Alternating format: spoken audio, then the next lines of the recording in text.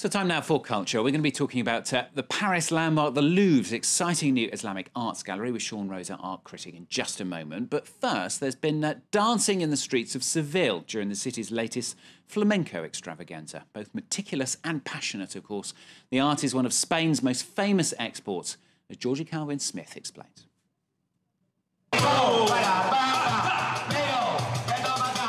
Once again, flamenco takes centre stage at Seville's biannual festival, and passers-by can't help but be swept up.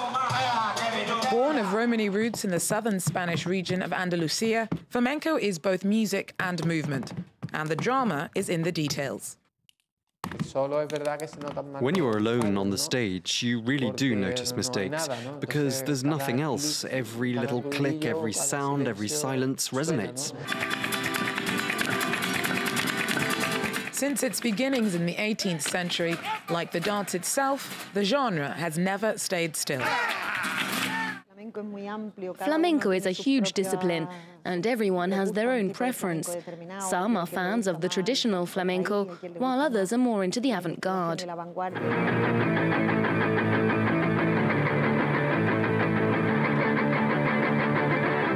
Whether a dancer, musician or singer, flamenco artists undergo rigorous training to properly convey the intensity the style demands.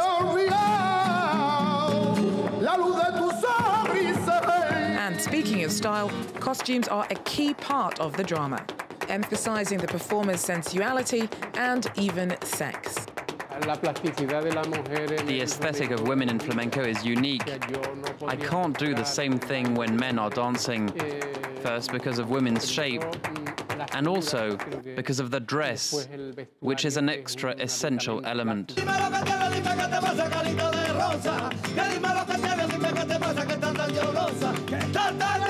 A uniquely Spanish form of expression, elegance and restraint can be followed by explosive abandon, in which both artist and audience can lose themselves.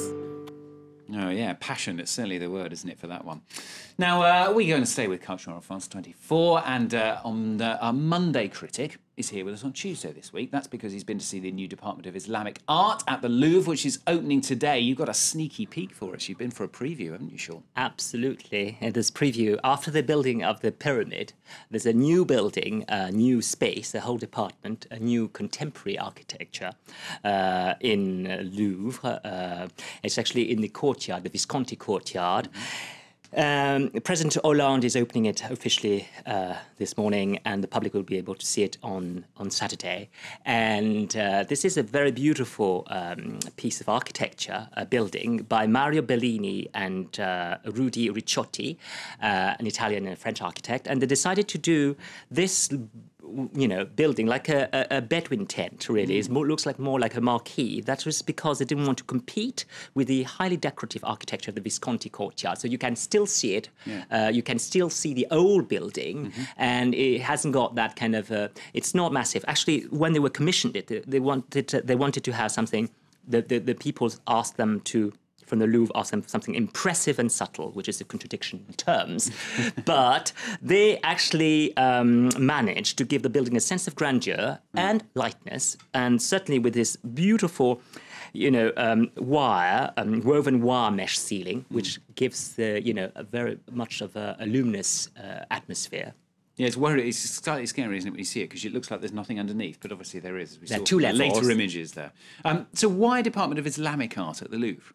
Well, there's always been Islamic art at the Louvre. I mean, since the Louvre was a museum starting from the French Revolution, but before then, the Royal Collection had, you know, Islamic art in its, you know, in its body of works. So the president actually this department, especially, was actually a decision of President Chirac, who actually wanted, who's, as you know, an amateur of non-Western art, and he wanted actually a real department for these well, treasures, really, and because no one could see them in their entirety. I mean, you have 18,000 pieces. Now there are both from the Louvre and the neighboring museum, which is called the Musée des Arts Décoratifs, the Museum of Decorative Arts, and the exhibition trail covers, you know, different periods of the Muslim expansion. But you have the Arab conquest in the 7th century, you have the Turkish period in the 11th century, the Mongolians in the 13th century, the Mamluk in Cairo. It's very beautiful. You have all sorts of artifacts and pieces of work. And here you have an archway, which is beautiful, which was totally reconstructed. Normally, you would see pieces like, the Elgin marbles. You just see pieces. The whole archway has been reconstructed like a Mamluk house. So that's quite impressive. And also these blue glaze tiles that were often seen like separate now are just pieced together to make a beautiful wall of ceramic, blue ceramic. Okay, looks lovely. But not all the works, there are Muslim works of art, are they? They're not all Muslim works of art. But first of all, I'd like us to hear perhaps Sophie Macariou, who is the head of the department. She'll tell us the purpose of this exhibition. My main wish for this gallery is that we can lift contemporary prejudices that exist about the Islamic world, its enormous history. I want people to leave our exhibition with the same feelings we have, those of amazement, of greatness and beauty. Yeah, as you said, Stuart, all the works are not Muslim because it's Islamic art. This is different because it means art in the Islamic world. That is, you have in the Islamic world, in Syria, you have Christians, you have the Coptic community in Egypt, etc. And here's a copper basin, which is very interesting. There's a basin in picture, which was used to christen the princes of the blood. That is, the heir to the throne and all his cousins, and the future Louis XIII was christened there till actually was used till the son of till Napoleon III, and Prince Napoleon Eugene was actually christened, and you can say the coat of arms of the French coat of arms are there. So it shows that it's very syncretic. You can have something which was not religious becomes religious because that was a washbowl, basically. It was nothing religious. And it was used to christen the French kings. OK, well, give us your opinion then. What are your favourite pieces? Well, it's quite difficult because there were three very beautiful pieces, but to show again this syncretic aspect of the works. This is beautiful ewer in crystal rock. It's just in one piece. It was carved in one piece, and it was made in the 11th century in Egypt, and it was actually part of the royal collection.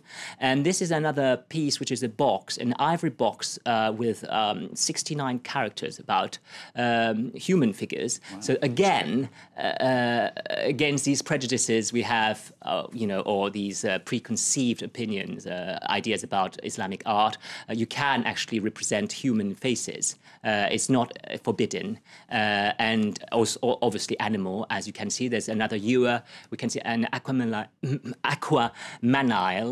Is this peacock in bronze and was made by Abd al-Malik, the Christian. So again, you have these communities, different communities, working for the Muslim princes, but it was very open, and there were many exchanges, and not everything was religious. It's about beauty and art and aesthetic. OK, well, that's Sean's favourite bits there. If you get to go and see that, it's at the Louvre, new exhibition opening today. That's Culture here on France 24. Do stay with us.